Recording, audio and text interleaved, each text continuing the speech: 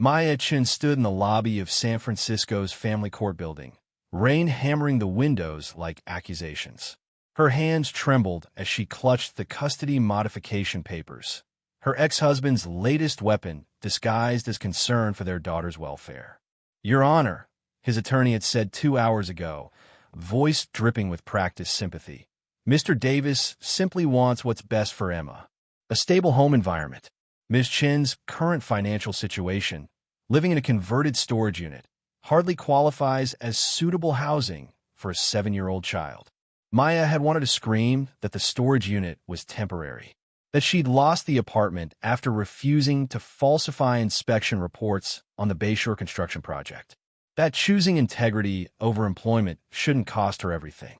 Instead, she'd sat silent while the judge granted Robert's motion. 30 days to secure appropriate housing or face reduced custody.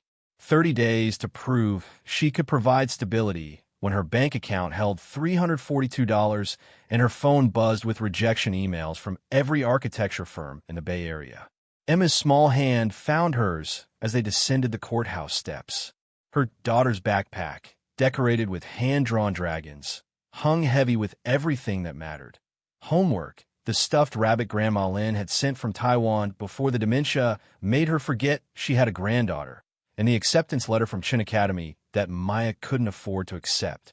"Mama, where will we live?" Emma's voice was careful, controlled. 7 years old and already learning to manage her mother's failures. Maya pulled her daughter close, breathed in the scent of children's shampoo and playground dust and the particular sweetness of childhood that felt increasingly fragile. "We'll figure it out, Bao Bei. We always do." Her phone vibrated. Unknown number. Maya almost ignored it. Bill collectors had her number memorized, but something made her answer.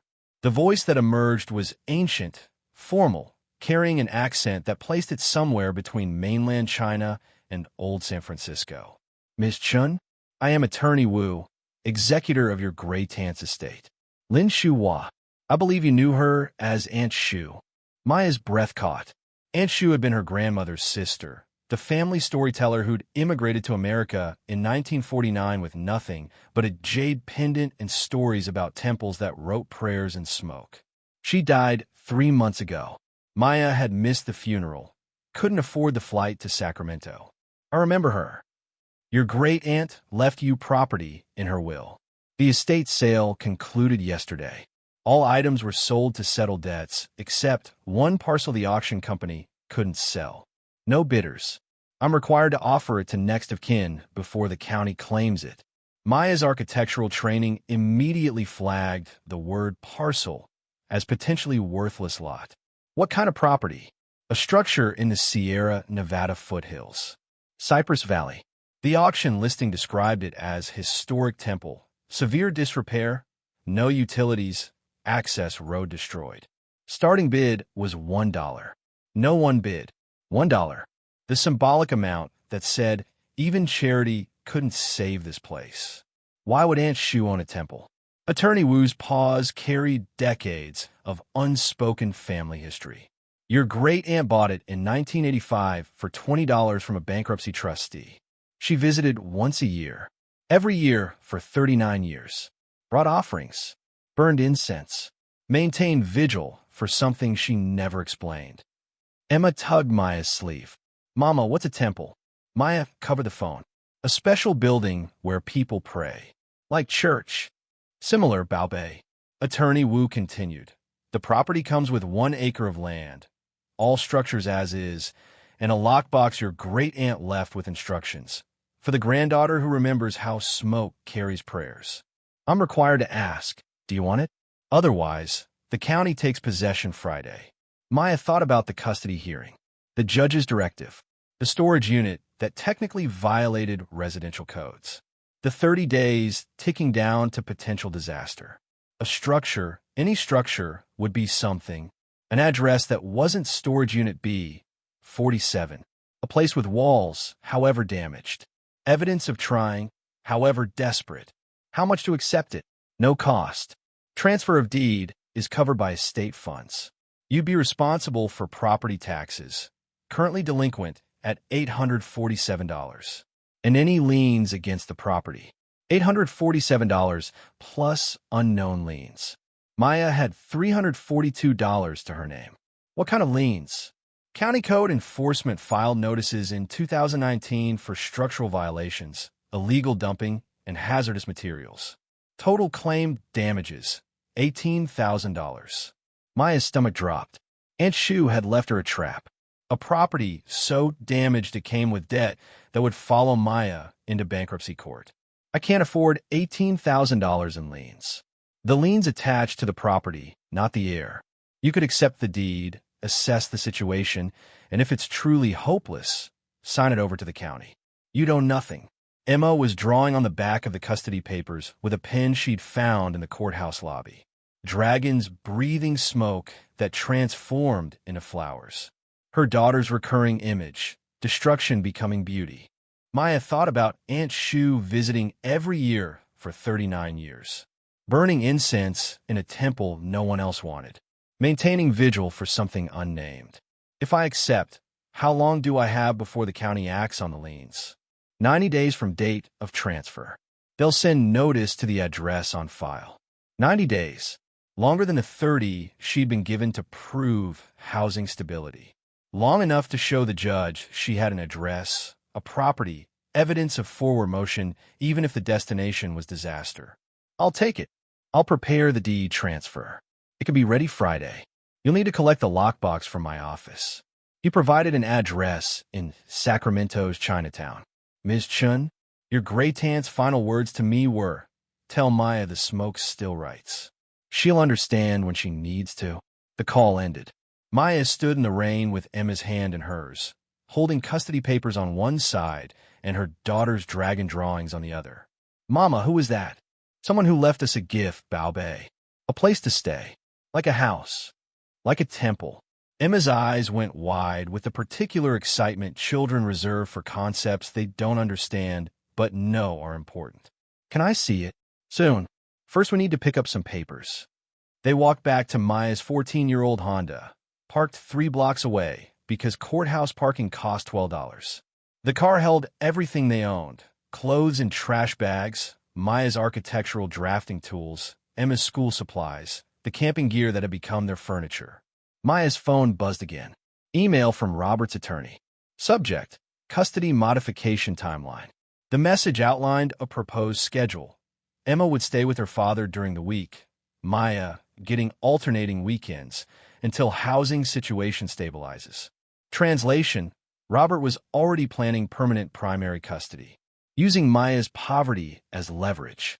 Using the system to punish her for the divorce he'd initiated when she'd refused to compromise her professional ethics for his business partner's construction shortcuts. Maya deleted the email, started the car, pointed it toward Sacramento. The drive took 90 minutes through traffic that crawled like funeral procession. Emma fell asleep in the back seat, head pillowed on the stuffed rabbit. Maya used the silence to research Cypress Valley. Population: 1,847. Elevation: 2,200 feet. Economy: former gold mining town, now sustained by weekend tourism and retirees seeking cheap mountain living.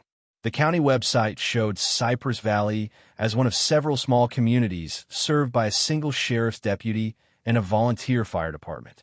She found the temple property on county GIS records. Lot 23, Block 7, Parcel ID 087-452-19. 1 acre on the eastern edge of town. The satellite image showed a rectangular structure surrounded by dense forest. No visible road. The nearest house appeared quarter-mile away.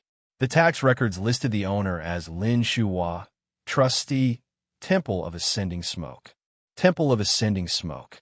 Maya whispered the name, testing how it felt. Like poetry. Like promise. Like her gray-tan stories about sacred spaces where incense carried prayers to ancestors who listened across the barrier of death. Attorney Wu's office occupied the second floor of a building that had probably been beautiful in 1920. Now the paint peeled, the stairs creaked, and the waiting room smelled like jasmine tea and old paper. Wu himself was 90 if he was a day. Tiny, precise, wearing a suit that had been expensive 40 years ago and maintained with such care it might last another 40. He examined Maya and Emma with eyes that had witnessed too much history to be impressed by contemporary suffering. "You look like Shuhua. Same stubborn chin. Same eyes that see too much and can't look away." Maya accepted the comment as observation rather than judgment. "You knew my great-aunt well. 53 years. She came to this office in 1972 needing help with immigration paperwork. Stayed because she needed someone who understood what it meant to carry ghosts across oceans." He placed a metal lockbox on his desk. Old, Chinese manufacture, decorated with characters Maya couldn't read. No lock visible, just a mechanism that responded to specific manipulation. "Your great-aunt was very clear. The box opens only for the one who remembers. She taught me the opening sequence, but made me promise not to reveal it unless the inheritor knew already." Maya stared at the box, memory rising unbidden. Age 6, visiting Aunt Shu's cramped apartment in Oakland. The old woman teaching her finger games, patterns to trace on tabletops, rhythms to tap that supposedly opened invisible doors. Smoke rises, water falls, earth receives, and Shu had chanted. 3 elements seeking balance. Remember, Ying, when you need the door to open, the pattern knows. Maya's childhood name, Little Shadow, the nickname from before her parents Americanized everything, before they'd stopped speaking Chinese at home, before assimilation had erased the parts of heritage they deemed inconvenient. She placed her hand on the lockbox, traced the pattern for memory, circle for smoke rising, downward stroke for water falling, horizontal line for earth receiving. The mechanism clicked. The lid opened. Inside, a deed with Maya's name already filled in, a ring of old iron keys, a photograph of the temple from 1985 showing white walls and red pillars and roof tiles painted with dragons, and a letter in Aunt Shu's handwriting. Emma peered over the desk edge. "What does it say, Mama?" Maya unfolded the letter carefully. The paper felt ancient despite being recently written. Aunt Shu's script was elegant, precise, the characters flowing like calligraphy. Maya's Mandarin was rusty, learned young and half forgotten. She translated slowly. "My dearing, if you're reading this, I am with the ancestors. I'm not sad. I lived long enough to see my purpose fulfilled, protecting what needed protection until the right keeper arrived. The temple holds 3 secrets. One is danger, one is treasure, one is truth. You must discover them in this order, or the treasure will destroy you." The danger. The temple was built in 1879 by Chinese immigrants who needed sanctuary. It protected them then. It protects something now. Others want what it guards. They will come for it. They will threaten you. Do not sell. Do not leave. The temple chose you before you knew it existed. The treasure. In the prayer chamber, incense is burned for 145 years. The smoke writes characters on the walls. Most people see stains. You will see words. Read them carefully. They lead to what was hidden when hiding was the only way to preserve. The truth. Our family has been keepers for 3 generations. Your grandmother would have told you, but dementia took her memories before she could pass them on. I delayed too long, believing I had more time. Now the duty falls to you. The smoke still writes. Watch for the prayers of the desperate. They manifest in ways the rational mind rejects, but the heart recognizes. Trust what you see even when others call it impossible. You have 39 days from when you enter the temple. On the 40th day, the smoke will choose whether you are worthy. If yes, the treasure reveals itself. If no, the temple releases you with nothing but the knowledge of what you weren't ready to receive. I'm sorry this burden comes to you in hardship, but the temple only calls keepers in their greatest need. Your desperation is your qualification, not your disqualification.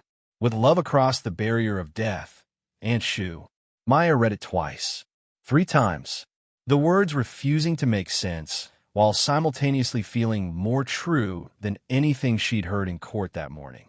Attorney Wu was watching her carefully. Your great-aunt was many things. Superstitious, certainly, but never a liar, never a fool.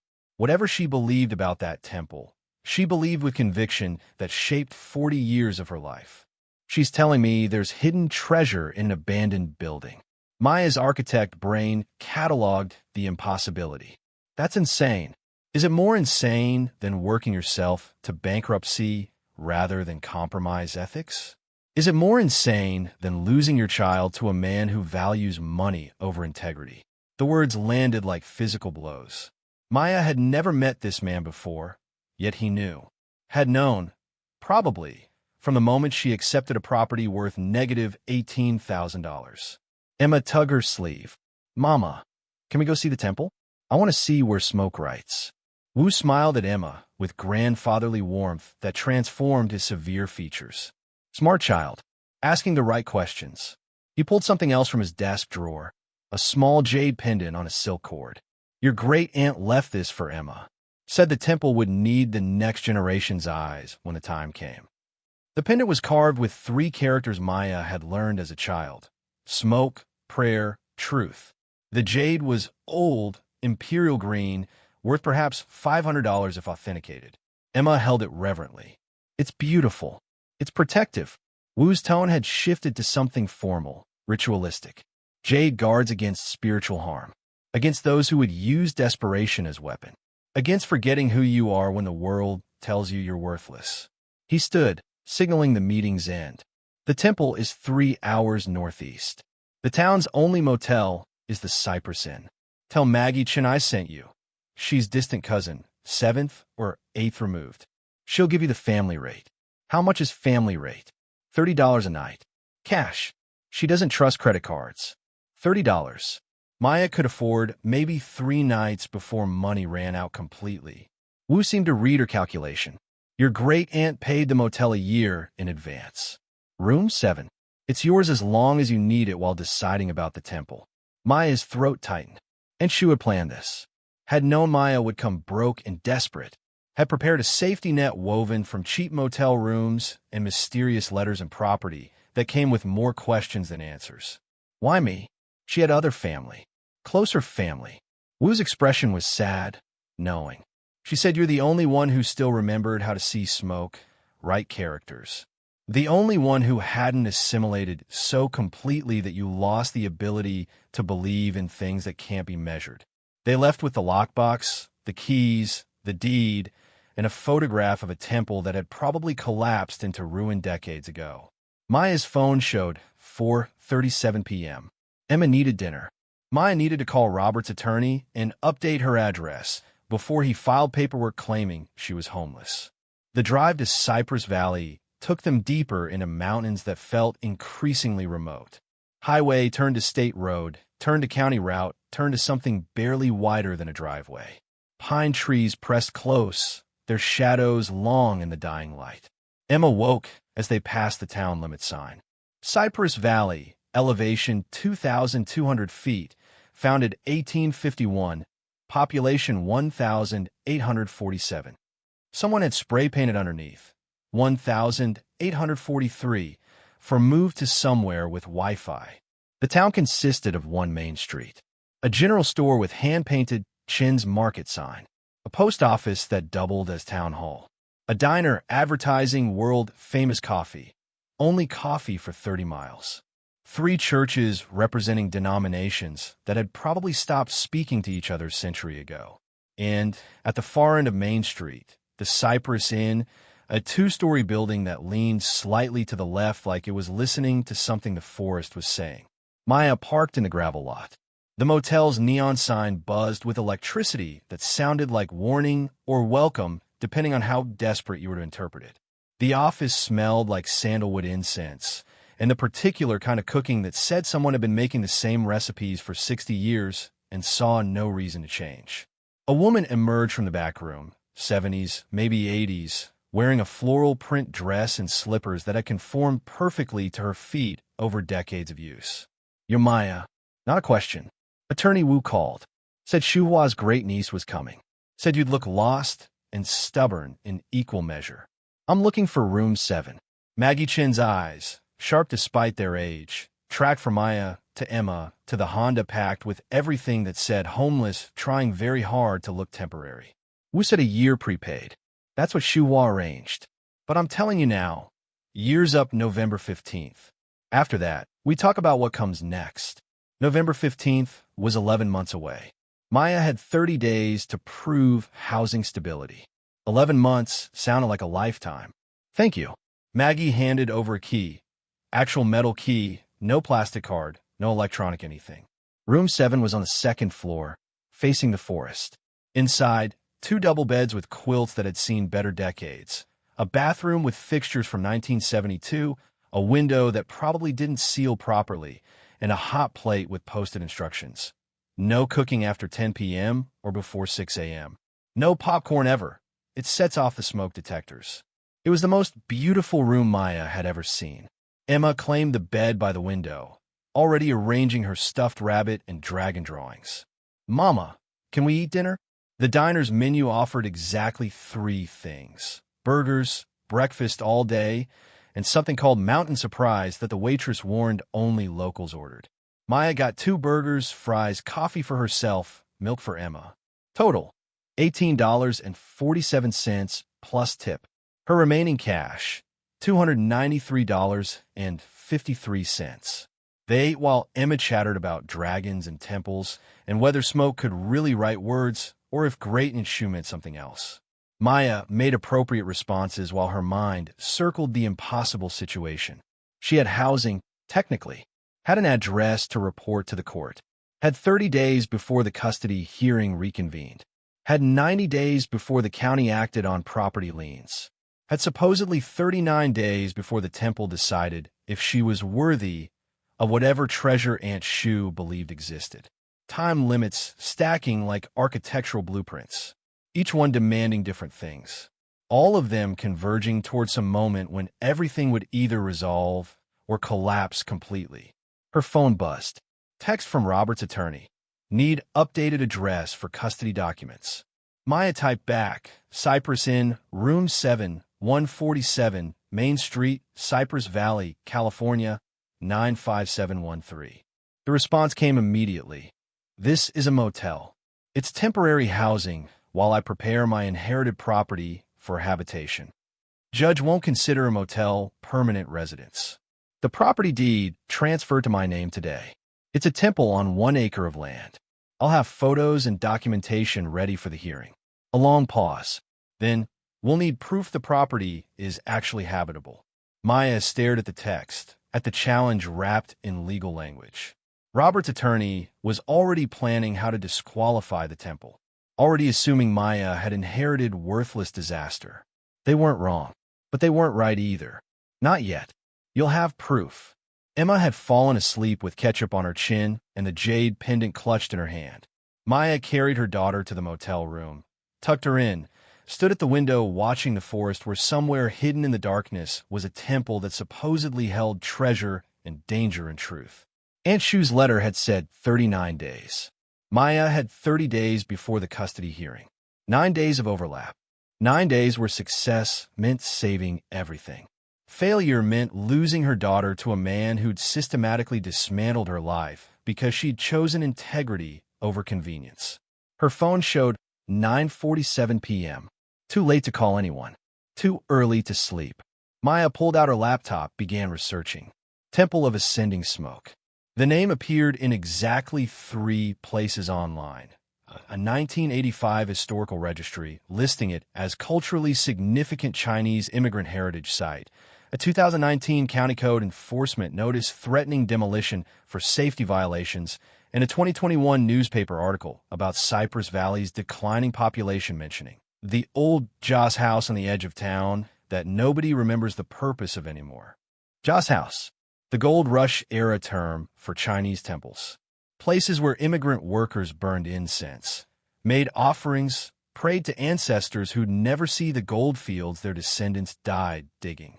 Most Joss houses have been demolished. The few that survived existed as tourist attractions or museums. None were active temples. None still had keepers maintaining vigil. Except Aunt Shu had visited every year for 39 years. Had burned incense. Had watched smoke write characters on walls that everyone else saw as stains. Maya found building permits from 1998, roof repair granted. From 2003, Foundation reinforcement completed. From 2009, electrical work denied due to fire code violations in historic structure. Her great-aunt had tried to maintain the temple within legal parameters, had failed when the cost exceeded her resources, had let it deteriorate rather than sell to developers who'd wanted the land for vacation rentals. The county's 2019 violation notice listed specific problems: roof collapse in southeastern section, floor instability, hazardous materials, asbestos insulation, illegal occupancy, no permits for residential use, and mysterious final item: unlicensed ceremonial burning, creating air quality violations. Ceremonial burning. Incense that had supposedly burned for 145 years. Smoke that wrote characters. Maya's rational architect mind said impossible. Smoke was particulate matter following air currents. It couldn't write, couldn't communicate, couldn't be anything except chemistry and physics. But she remembered Aunt Shu's apartment, remembered incense burning constantly, remembered watching smoke curl into shapes that looked almost like characters if you tilted your head and squinted and believed in things that couldn't be measured. The temple chose you, the letter had said. Maya didn't believe in chosen ones, or destiny, or supernatural property selection. But she believed in desperation, believed in being broke with a daughter to protect, believed in having 30 days to prove she could provide stability. The temple might be disaster, might be exactly what Robert's attorney expected. Worthless ruin that proved Maya's judgment was as unstable as her housing. But it was hers, legally transferred. 1 acre of land with structure attached. An address that wasn't storage unit or motel room or couch surfing temporary. Tomorrow she'd drive out, assess the damage, take photos, create a plan, show the court she was trying, show Emma they weren't defeated. Tonight she'd sleep in a bed that wasn't hers, but felt safer than anywhere she'd slept in months. Maya closed the laptop, checked that Emma was breathing steady, touched the jade pendant that sat on the nightstand. Smoke, prayer, truth. The smoke still writes, Aunt Shu had said. She'll understand when she needs to. Maya needed to understand, needed to believe in something, needed to stop running from disaster toward disaster and plant feet somewhere, anywhere, even if the ground was questionable. The forest beyond the window was dark and deep. No streetlights in Cypress Valley, just stars visible through pine branches and the particular quality of mountain silence that was never actually silent if you listened carefully. Somewhere in that darkness was a temple built by desperate people who'd crossed an ocean, who'd dug gold for other people's fortunes, who'd built sanctuary when sanctuary was denied everywhere else. Maya wondered what they prayed for, wondered if their prayers had been answered, wondered if smoke really could carry hope across the distance between desperation and deliverance. Tomorrow she'd find out. Tonight she slept with her daughter safe beside her and keys to a temple in her pocket and 30 days on the clock counting down to judgment that would determine everything. The smoke still writes, she thought as sleep came. Let it write something that saves us. Let it write proof I'm not crazy for believing in inherited property and desperate hope and great aunts who maintained vigil for mysteries they never explained. Let the smoke write truth. Let truth be treasure. Let treasure be enough. Morning arrived with Emma jumping on the bed, pointing at the window where fog rolled through the pines like something alive and searching. Mama, look, the mountains are smoking. Maya pulled herself from sleep that had been thin and anxious despite the comfortable bed. Her phone showed 6:23 a.m. and 17 missed calls from a number she didn't recognize. No voicemails, just the persistent calling of someone who expected to be answered. She checked the county records one more time, looking for the temple's exact location. The GPS coordinates placed it 2.3 miles east of town on a road called Temple Path that appeared on exactly 0 modern maps.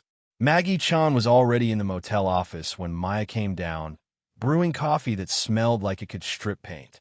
The old woman looked up with knowing eyes. You're going to see it today. You know about the temple? Everyone in Cypress Valley knows about the temple. Most people just pretend they don't.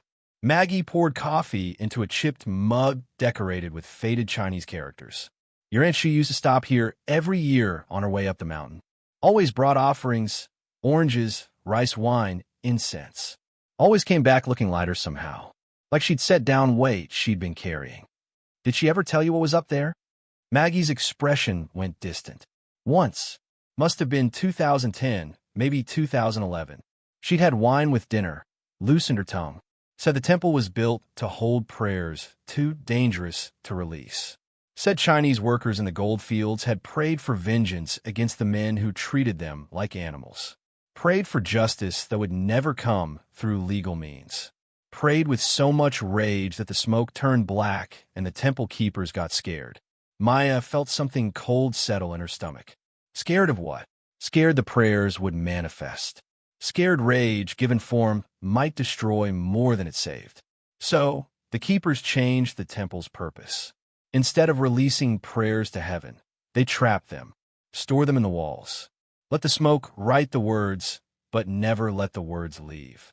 Turned the temple into a prison for dangerous hope. Emma appeared at Maya's elbow, carrying her dragon drawings. That's sad. Prayers should fly free like dragons. Maggie smiled at her. Smart girl. Your great-great-aunt said the same thing. Said someday the right keeper would come. Someone brave enough to release what had been trapped. Someone who understood that rage at injustice isn't the same as evil. She reached under the counter, pulled out a hand-drawn map, more detailed than anything Maya had found online. Temple Path splits off County Road 39 about 2 miles out. No sign. County removed it in 2005 when they tried to condemn the property. But there's a lightning-struck pine at the turnoff. Dead tree, still standing. You'll know it when you see it. Maya accepted the map, the coffee, and a paper bag Maggie pressed in her hands. Breakfast burritos. You'll need energy. The temple doesn't reveal itself easy. The drive out of town took them past Chen's market, where an elderly man was sweeping the porch. He stopped when he saw Maya's car, watched them pass with an expression that mixed curiosity and something that might have been concern. County Road 39 was paved for exactly half a mile before degrading into gravel, then dirt, then something that barely qualified as suggestion. Maya's Honda scraped bottom twice before the lightning-struck pine appeared, a massive skeletal sentinel that had been dead so long it had turned silver. Temple Path was barely visible, choked with underbrush and overgrown by decades of neglect. Maya shifted into low gear, crept forward at walking pace, branches scraping both sides of the car. Emma pressed against the window.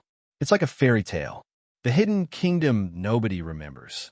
They'd gone maybe half a mile when the forest opened into a small clearing and Maya's breath caught.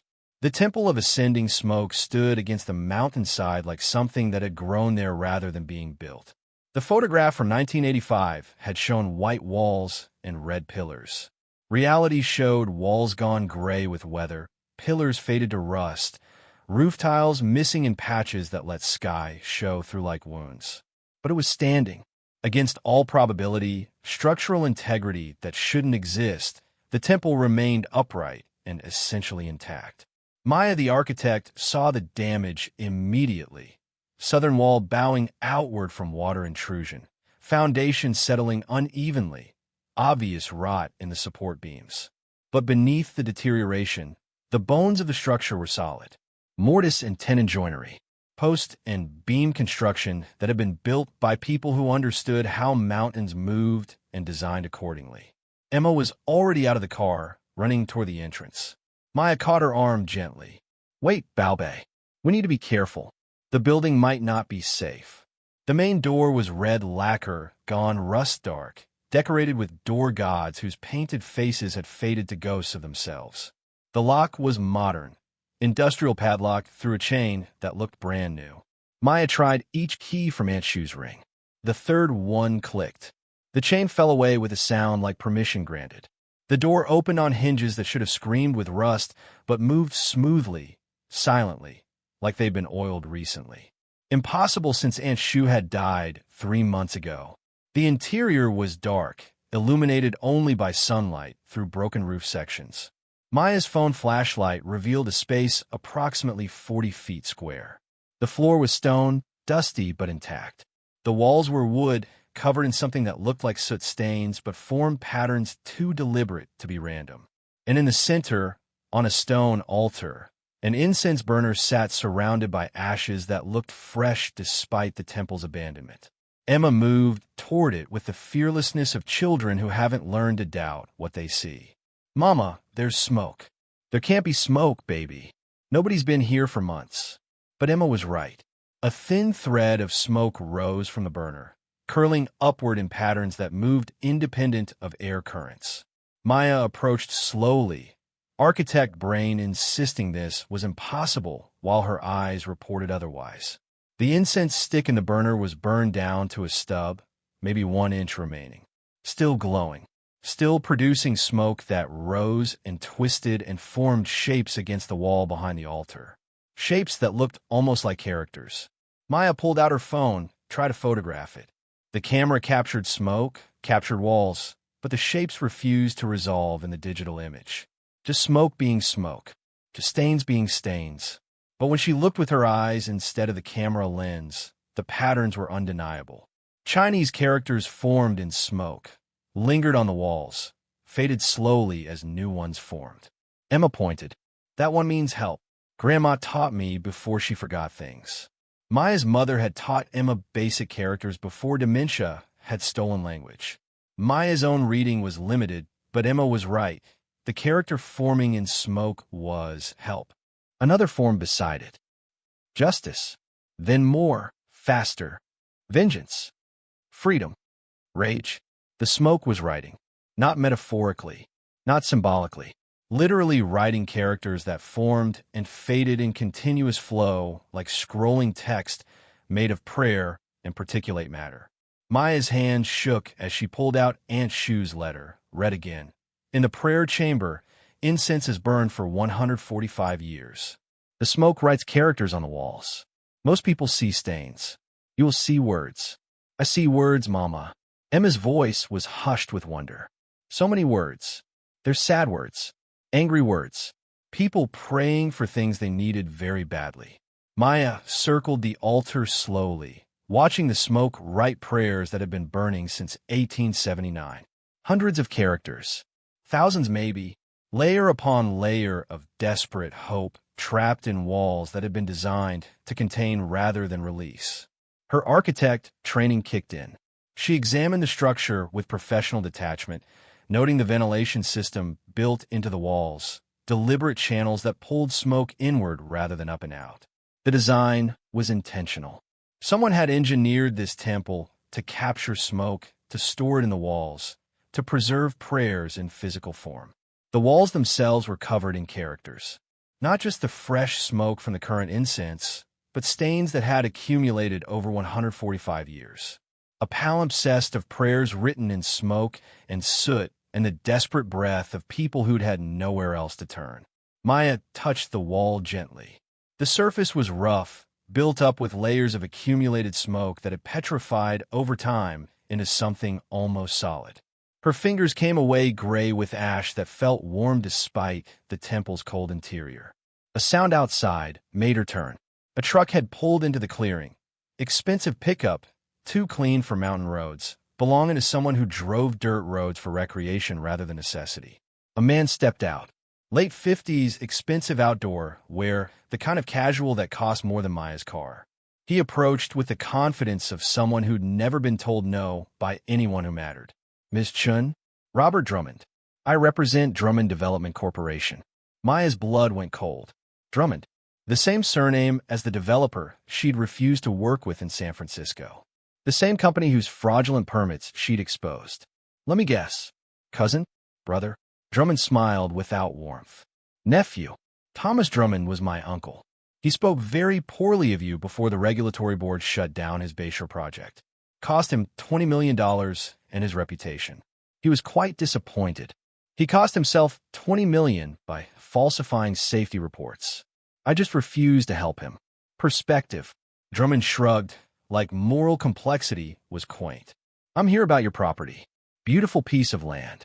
Perfect for what I have planned, boutique mountain resort. Luxury eco cabins. I'm prepared to offer $200,000. Cash. Today. $200,000. More money than Maya had ever imagined having. Enough to secure housing, to pay every debt, to prove to any court that she could provide for Emma. The property has $18,000 in liens. I'll cover those and give you the full $200 on top. My lawyers will handle the paperwork. You walk away with money to start fresh somewhere your ex-husband's lawyers can't use poverty against you. Emma pressed against Maya's side. Drummond noticed her for the first time, something calculating entering his expression. Beautiful daughter. She deserves stability. Private school maybe. College fund. The kind of future this temple can't provide. Maya felt the manipulation like physical touch. Drummond had researched her, knew about the custody battle, knew exactly which pressure points would make her desperate enough to sell. How do you know about my custody situation? Public record. Family court filings are accessible to anyone who knows where to look.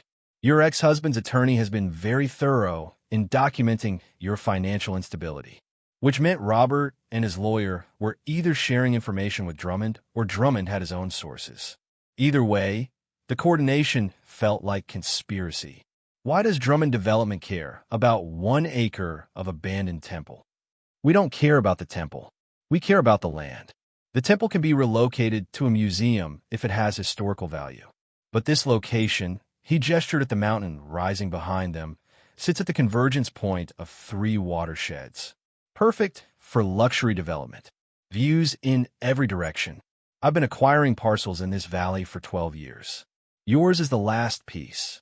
The same pattern as San Francisco.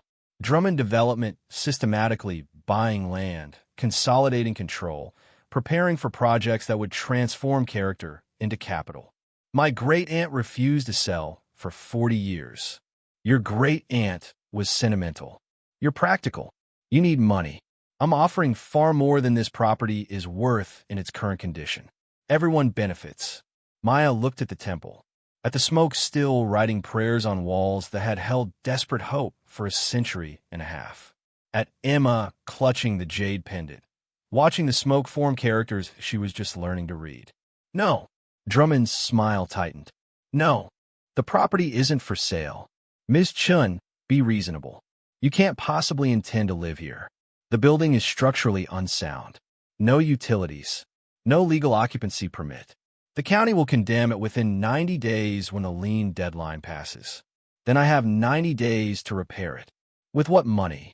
You're broke. Unemployed. Fighting for custody of your daughter. This temple can't help you. It's a burden that will drag you deeper into disaster. Maya felt Emma's hand tighten in hers. Felt the weight of every true thing Drummond was saying. Felt the temptation of $200,000 versus the reality of $18,000 in liens plus unknown repair costs. But she also felt the smoke writing characters against her skin. Felt the prayers trapped in walls vibrating with accumulated hope. Felt Aunt Shu's letter in her pocket. The temple chose you before you knew it existed. My answer is no. Please leave my property. Drummond's expression went cold. Professional courtesy evaporating like smoke. You're making a mistake. The county will condemn this building. Your ex-husband will use your poor judgment against you in court. And when you're desperate enough, you'll sell for far less than I'm offering today. He pulled a business card from his wallet, set on the altar next to the incense burner. When you're ready to be sensible, call me. The offer expires in 7 days. His truck kicked up dust as it left, disappearing down Temple Path like a threat temporarily withdrawn. Emma looked up at Maya with eyes too serious for 7 years old. He's a bad man, like the men who hurt Grandpa Chen. Maya's father had died when Emma was 3. Lung cancer from years working in factories with inadequate ventilation. Companies that had valued profit over worker safety. The same pattern repeating across generations. He's a man who sees value in different terms than we do. He sees money. We see prayers. Emma turned back to the altar where smoke continued writing. Mama, can we help them? The people who prayed here. Maya didn't have an answer. Didn't know how to help prayers that had been trapped for 145 years. Didn't know how to transform desperation into deliverance when she was drowning in her own desperate need. But she knew how to document, how to measure, how to assess structural integrity and create repair plans and determine what was possible given limited resources. She spent the next 3 hours examining the temple with professional thoroughness, photographing every angle, every detail, every prayer written in smoke, taking measurements, testing floor stability, assessing roof damage, cataloging repairs in order of necessity. The structure was surprisingly sound beneath the cosmetic damage. The foundation was solid, river rock and mortar that had settled but not failed. The post and beam framework was intact, the wood old-growth timber that had been dry for over a century. The major issues were roof repairs, wall restoration, and modernization to meet basic code requirements. Maya created preliminary estimates. Roof repair, $8,000 in materials if she did the labor herself. Wall restoration, $3,000 minimum electrical work, $2,500 plumbing for basic utilities, for $1,000 total, $17,500, plus the $18,000 in existing liens. She needed $35,000 minimum to make the temple legally habitable. She had $293 in her bank account and no income. The math was impossible. Drummond's offer was looking more rational by the minute. Emma sat by the altar, watching smoke write prayers, occasionally tracing characters she recognized. Maya joined her daughter, both of them silent in the presence of accumulated hope. "Mama, what will happen to the prayers if Mr. Drummond knocks down the temple?" "I don't know, baby. They'll be lost. All those people asking for help will be lost forever." "That's not fair." Nothing about this was fair. But fairness had stopped being relevant when Maya chose integrity over employment, when Robert chose revenge over co-parenting, when the system valued money over motherhood. Maya's phone buzzed. Text from Robert's attorney. "Heard you turned down substantial offer for the temple. Poor financial decision-making will be noted in custody proceedings." They were monitoring her, somehow knowing about Drummond's offer within hours of it being made. The coordination was undeniable now. She typed back, "Protecting cultural heritage site. Property has significant historical value beyond immediate monetary worth. Judge will want proof property is habitable within 30 days. Working on it." Maya closed her phone before the attorney could respond with more threats disguised as legal procedure. The smoke was writing faster now, characters forming and fading in rapid succession like the temple was urgently communicating. Emma pointed at one. "Treasure." Then another. "Underground." Then, "Prayer chamber." Maya stood, pulled out Aunt Shu's letter, read again. "The treasure. In the prayer chamber, incense is burned for 145 years. The smoke writes characters on the walls." This was the main hall, but the letter had specified prayer chamber. Separate space. She examined the temple's layout with architect's eyes. 40 feet square, main hall. But the exterior dimensions were larger, maybe 50 feet, which meant 10 feet of space unaccounted for. Hidden room or structural void. The back wall behind the altar looked solid. Maya pressed against it, testing. The third panel gave slightly. She pushed harder. The panel shifted inward, revealing a narrow passage. Emma squeezed through immediately. Maya followed with phone flashlight, pulse hammering. The passage was tight, barely shoulder width, extending maybe 10 feet before opening into a smaller chamber. 8 feet square. Stone floor. No windows. And in the center, another altar, this one holding something that made Maya's breath stop. A ceramic incense burner. Ancient, decorated with dragons that had been painted with gold leaf that still gleamed in her phone's light. But it wasn't the burner that shocked her. It was what surrounded it. Stacks of wooden crates. Dozens of them, each marked with faded Chinese characters and dates from the 1880s. Emma opened the nearest crate before Maya could stop her. Inside, wrapped in silk that had gone brittle with age, were jade figurines. Intricate carvings of deities and animals and scenes from mythology. Museum quality. Hundreds of them. Maya opened another crate with trembling hands. Gold coins. Spanish doubloons mixed with Chinese cash coins. A fortune in numismatic value alone. Another crate held scrolls, paintings on silk, calligraphy that had survived because the chamber was sealed, protected from humidity and light and everything that destroyed art over time. Another held porcelain, Qing dynasty vases that belonged in museums. Another held carved ivory. Another held ancient manuscripts. Maya sank to the floor, surrounded by treasure that shouldn't exist. Couldn't exist. Had no business being hidden in an abandoned temple in the Sierra Nevada foothills. Emma held a jade dragon, turning it in the light. Is this the treasure Great Aunt Shu meant? Maya's hand shook as she pulled out her phone, tried to estimate value. Conservatively, just the jade alone was worth hundreds of thousands. The gold coins, perhaps $1 million. The paintings, if authenticated, could be worth tens of millions. The whole collection, properly appraised and sold, could be worth. She stopped calculating, started reading the characters on the crates. Donation. Protection. Community. These weren't stolen goods. They were offerings. Donations from Chinese immigrants who'd sent treasure back to the temple for safekeeping. Protection from theft, from discrimination, from authorities who regularly confiscated Chinese property on fabricated charges. The temple had been a bank, a vault, a community resource hidden in plain sight because nobody cared about Chinese worship spaces enough to look closely. And it had been sitting here for 145 years, waiting. Aunt Shu's letter had said 3 secrets: danger, treasure, truth. The danger was Drummond. The treasure was real, which meant the truth was still waiting to be discovered. Maya photographed everything methodically, creating documentation that would prove provenance, demonstrate historical significance, establish legal ownership. Her architect training served her well. She knew how to document materials, how to create records that would withstand legal scrutiny. But even as she worked, her mind raced. This treasure solved every problem. Sold responsibly, it could pay the liens, fund the temple restoration, secure Emma's future, prove to any court that Maya could provide stability. Or it could paint a target on them that would make Drummond's offer look like kindness. Maya sat in the prayer chamber, surrounded by treasure that felt more like anchor than salvation. Emma had fallen asleep against her shoulder, jade dragon still clutched in small hands. The phone's flashlight was dying, battery draining toward darkness. They needed to leave, needed to get back to the motel before anyone noticed how long they'd been here.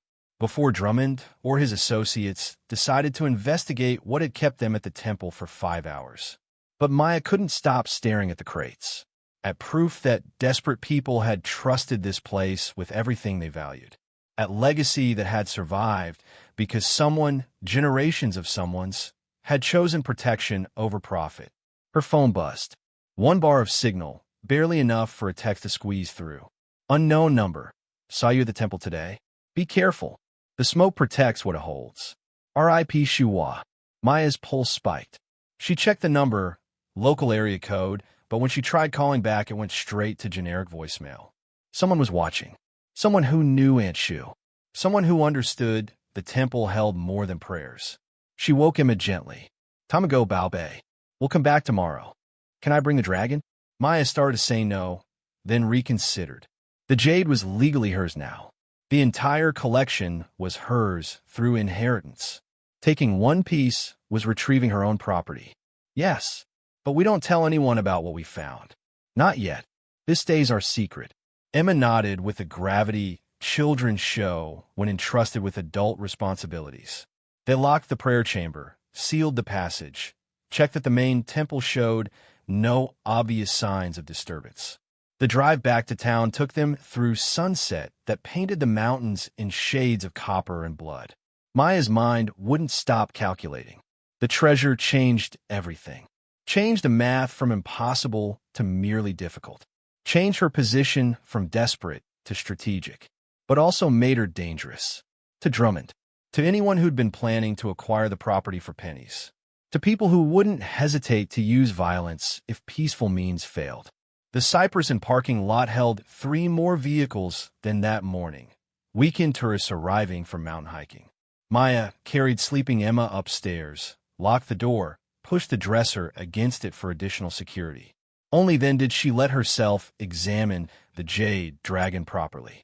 The carving was exquisite, scales individually defined, eyes inlaid with what looked like ruby chips, the whole piece smooth from handling by hands long since dust. On the base, carved characters. Hope, eternal. Maya photographed it from every angle, uploaded images to cloud storage, created backup documentation. Then she wrapped it carefully in a t-shirt and hid it in the bottom of Emma's backpack beneath school papers and dragon drawings. Her phone showed 7:43 p.m.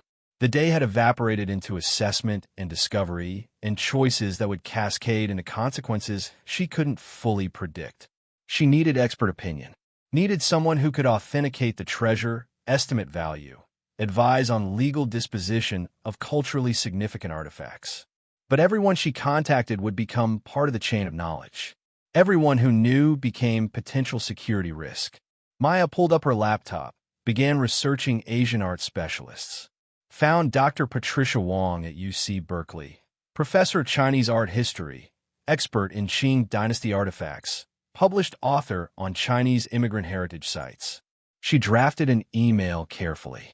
Dr. Wong, I'm Maya Chen, architect and recent inheritor of Temple of Ascending Smoke in Cypress Valley, CA. The temple contains collection of Chinese artifacts dating to 1880s, jade, porcelain, paintings, coins. Need expert assessment for potential museum donation and historical preservation. Can you recommend authentication process? Time sensitive due to property liens and custody situation. Willing to bring representative samples to Berkeley or arrange site visit. Attach photos for preliminary evaluation. She attached images of the Jade Dragon, 3 paintings still in their silk wrappings, and the prayer chamber showing crates. Sent the email. Watched it disappear into the digital void with prayer that matched anything the temple smoke had written. A knock at the door made her jump. Emma stirred but didn't wake. Who is it? Maggie Chun. Brought dinner. Figured you'd be too tired to go out. Maya moved the dresser, opened the door to find Maggie holding a tray with 2 bowls of congee, tea, and something wrapped in banana leaves that smelled like heaven. You didn't need to. I did. Maggie entered without waiting for invitation, set the tray on the small table. Whole town's talking about Drummond visiting the temple, about you turning down his offer. People have opinions. Maya's stomach nodded. What kind of opinions? Some say you're fool. Some say you're hero. Some say you're going to get hurt if you're not careful. Maggie poured tea with practiced grace. I'm in the third camp. Drummond doesn't lose. Not in Cypress Valley. Not anywhere his family has interest. Is he connected to the county somehow? The code enforcement, the liens? Maggie's expression confirmed what Maya had suspected. County supervisor is his cousin. Building inspector is his brother-in-law. Half the town council owes him money or favors. Your Aunt Shu fought him for 40 years and barely held on. You're starting from weaker position. Maya felt the weight of it settling. She wasn't just fighting one developer. She was fighting entrenched power structure that had consolidated control over decades. How did Aunt Shu manage? Carefully. She had allies. Chen's Market, that's my second cousin running it. Post office is run by Eddie Wong, whose grandfather worked in the gold fields. There's maybe 20 families in Cypress Valley who remember when Chinese workers built half this town, who remember the temple mattered before people decided to forget. Maggie pulled a folded paper from her pocket. Eddie asked me to give you this. List of people who'll help if you ask. People who understand what you're protecting even if they can't explain why it matters.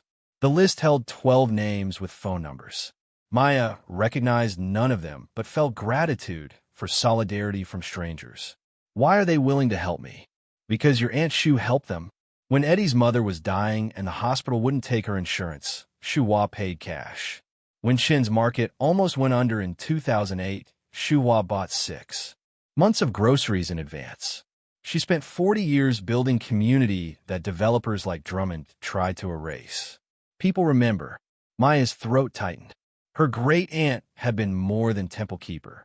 She'd been community anchor. Safety net for people the system abandoned.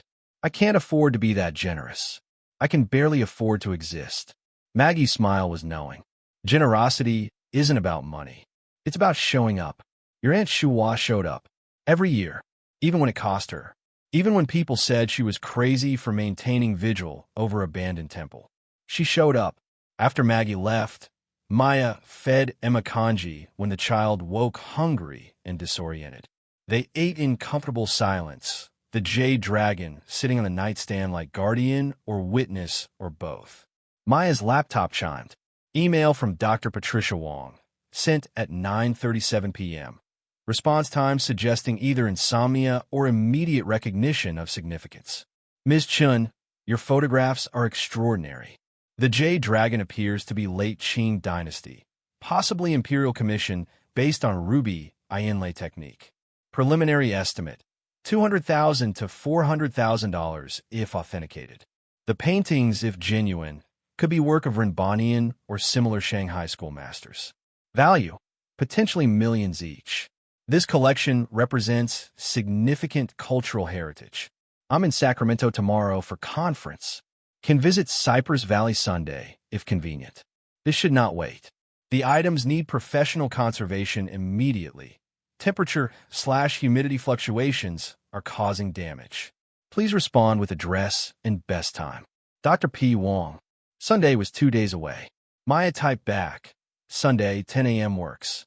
Temple of Ascending Smoke, Temple Path off County Road 39. Warning. Site is structurally compromised. Wear appropriate footwear.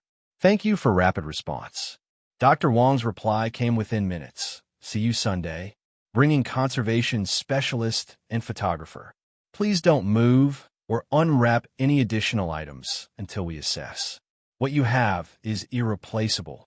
Irreplaceable. The word settled like weight. Maya had been thinking in terms of monetary value, how much the treasure could solve her immediate problems. Dr. Wong was thinking in terms of cultural significance, historical preservation, legacy that transcended individual need. The difference mattered. Emma had fallen back asleep, dragon tucked under her pillow. Maya stood at the window watching Cypress Valley's lights wink out as the town settled into night. Somewhere out there, Drummond was planning his next move. Somewhere, Robert's attorney was preparing documentation to prove Maya's judgment was too impaired for primary custody. Somewhere, the county was counting down 90 days until lien enforcement. And in the temple, Smoke was still writing prayers that had been waiting 145 years for someone to read them. Maya's phone buzzed. Text from the unknown number that had warned her earlier. Drummond's nephew is in town. Asking questions. Offering money for information about what you found. Trust no one outside the list Maggie gave you. Her hands shook as she checked the door lock, the window latch, the dresser barricade. She was in a town where she knew 12 names, and those 12 were the only people she could trust. Everyone else was potential threat or information source for enemies she hadn't known she had until yesterday. Sleep came in fragments. Maya dozed with phone clutched in one hand and crowbar retrieved from her car in the other. Every sound from the hallway jerked her awake. Footsteps, doors closing, the building settling in mountain cold. At 3:17 a.m., her phone lit up with email notification. Subject, urgent, custody hearing moved up. Maya's stomach dropped as she read. Robert's attorney had filed emergency motion citing new evidence of unstable decision-making. The hearing was moved from 30 days out to next Friday. 7 days. 7 days to prove the temple was habitable. 7 days to demonstrate financial stability. 7 days to transform disaster into evidence of responsible parenting. The motion included affidavits from concerned parties describing Maya's refusal of generous financial offer that would secure child's future, describing the temple as structurally unsound building with no utilities, no safety features, posing immediate danger to minor child. Drummond had fed information to Robert's attorney, had probably paid for the affidavits, had weaponized Maya's choice to protect the temple into evidence of unfitness. She wanted to scream, wanted to drive back to the temple and burn it down herself rather than let it be used against her. Wanted to call Drummond and accept his offer just to make the pressure stop. Instead, she pulled out Aunt Shu's letter. Read it again by phone light. The danger. Others want what it guards. They will threaten you. Do not sell. Do not leave. The temple chose you before you knew it existed. The temple had chosen her. Whether through mystical selection or simple inheritance mechanics, Maya was keeper now. responsible for prayers trapped in walls and treasure hidden underground and legacy that outlasted the people who'd created it. She couldn't abandon that. Not for money, not for custody leverage, not even for Emma's immediate welfare, because teaching Emma that principle could be bought was worse than any temporary hardship. At dawn, Maya called the first name on Maggie's list. Eddie Wong answered on the second ring despite the 6:15 a.m. hour. "Your Shuhua's grandniece. Maggie said you'd call. I need help." The custody hearing moved up to Friday. "I have to prove the temple is habitable in 7 days." Silence. "Then, that's impossible. Even basic repairs take longer." "I know, but I have to try." More silence. She heard him talking to someone in the background, wife maybe, or business partner. Finally, "I'll make calls. See who can spare time. Can't promise anything, but Shuhua's legacy deserves effort." He hung up. Maya moved to the next name. Margaret Liu, then David Chen, then Thomas Eng. Each call the same pattern. Explain situation, ask for help, wait while they calculated cost versus loyalty to woman they'd known versus stranger asking for impossible favor. By 8 a.m., she had commitments from 7 people. Not guarantees, not certainty, but willingness to try. Emma woke to find Maya already dressed, packing tools into the car. "Are we fixing the temple today?" "We're starting." They stopped at Chen's market for supplies. The elderly man sweeping the porch yesterday was behind the counter now. He looked up as they entered, recognition crossing his weathered face. "You Maya," Eddie called. "Said you need building materials." Maya started to explain about limited budget, about making partial payment and paying the rest later. He waved her quiet. "Shuhua kept an account here. Paid in advance for supplies she figured you'd need someday. I've got lumber, nails, roofing materials, basic electrical. Load what you need." Maya felt her eyes burn with tears she couldn't afford to shed. How much did she prepay? "Enough." His smile was gentle. "Your aunt believed in preparation. She knew you'd come desperate. She wanted to make sure desperation didn't mean defeat." They loaded Maya's Honda with materials until the suspension groaned. Emma helped carry lighter items, organizing everything with systematic care that reminded Maya painfully of Aunt Shu's methodical nature. The drive to the temple took them through morning fog thick enough to feel solid. The forest pressed close, pine branches appearing like hands reaching through white curtain. When they arrived, 6 people were already there. Eddie Wong stood by the temple entrance with a man who introduced himself as his brother, Marcus. Margaret Liu had brought her husband and teenage son. David Chen arrived with toolbox that had probably been building things since before Maya was born. They'd come without being asked, had shown up because Eddie made calls, and these people remembered obligation to a woman who'd maintained impossible vigil for 40 years. Eddie approached Maya. "We got today and tomorrow. Most of us have jobs we can't abandon longer. But 2 days of labor from 7 people, that's 14 person days. We can make that count." Thomason arrived in a truck loaded with scaffolding. "For the roof work. Figured you'd need height access." Maya tried to speak, found her voice wasn't working properly. Finally managed. "I can't pay you." Margaret Liu's laugh was warm. "Your Aunt Shuhua paid us already. 20 years of kindness. This is just returning what we borrowed." They worked with the efficiency of people who'd built things together before. Eddie and his brother tackled roof repairs, replacing broken tiles with materials that didn't match but would keep weather out. Margaret and her family addressed the bowing wall, installing support beams, reinforcing foundation, stabilizing structure that had been slowly collapsing for decades. David Chen focused on making the main hall safe, securing floorboards, replacing rotted sections, creating stable surface that could support occupancy. Thomas set up electrical work, running conduit, installing outlets, creating basic power access that would satisfy minimum code requirements. Maya coordinated, her architectural training finally useful for something beyond documenting other people's failures. She created priority lists, allocated resources, made decisions about what was essential versus what was cosmetic. Emma appointed herself tool manager and keeper of the incense. The child sat by the altar, watching Smoke write prayers, occasionally reading characters aloud for anyone who'd listen. "This one says, 'Remember us,'" Emma reported. "This one says, 'We work hard.' This one says, 'We deserve to be known.'" The prayers of Chinese workers who'd built railroads and mined gold and created wealth they'd never possess, who'd prayed for recognition that hadn't come in life but persisted in smoke and hope and stubborn refusal to be forgotten. By midday, the roof was weatherproof. By evening, the wall was stable. By sunset, they had functional electricity and floor that wouldn't collapse under normal occupancy.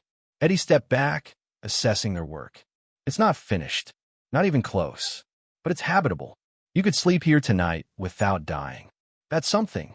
Maya photographed everything, documented repairs, created evidence that the temple was being actively improved, that she was investing effort, even if she couldn't invest money. The volunteers left as darkness gathered, each one refusing payment, refusing thanks beyond simple acknowledgement. This was community function, legacy maintenance, the work of remembering mattering more than personal convenience. Maya and Emma stayed at the temple until full dark, sitting by the altar where smoke continued its endless writing, watching prayers form and fade in patterns that felt increasingly like conversation. "Mama, the smoke is writing your name." Maya looked up. Emma was right. The character was forming, Maya, her transliterated name in Chinese. Then more characters. Protector. Witness. The smoke was naming her, claiming her, recognizing her as keeper the same way Aunt Shu had been recognized. Maya's phone buzzed. Email from Dr. Wong. "Change of plans. Can come tomorrow, Saturday, instead of Sunday if that works." Eager to assess the collection. Conference presentation was moved. "Let me know." Tomorrow meant moving faster than Maya had planned. Meant revealing the treasure to expert witnesses before she'd fully processed what she possessed. But Dr. Wong's expertise could authenticate value, could create documentation that would prove the temple's significance beyond Drummond's development plans. Maya typed back, "Tomorrow at 10 a.m. works. See you then." They drove back to the motel through darkness, so complete the Honda's headlights seemed inadequate defense against it. Emma slept in the back seat, Jade Dragon clutched tight. The Cypresson's parking lot held a new vehicle, black SUV with tinted windows, license plate registered to corporate entity. Drummond's people, probably, watching, waiting. Maya carried Emma upstairs, locked the door, pushed furniture against it, checked the window latch 3 times, laid down fully clothed with crowbar within reach and phone recording audio in case someone tried to enter during the night. Sleep was impossible.